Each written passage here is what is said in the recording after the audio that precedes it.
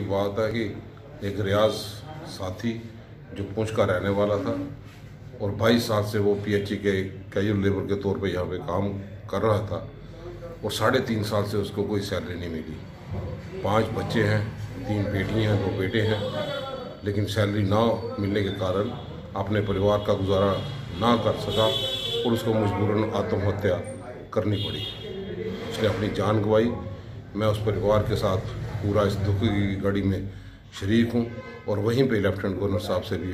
गुजारिश करूँगा कि ऐसे कई मुलाजिम जो इस वक्त आर्थिक स्थिति से गुजर रहे हैं फौरी तौर पे इंटरवेन करें और इनकी जो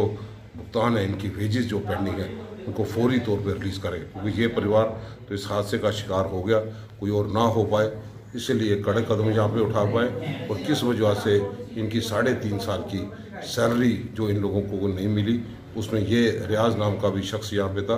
मैं पूरे परिवार के साथ, जिसने अपनी जान गंवाई, परिवार के मेंबरान के साथ हमदर्दी का इज़हार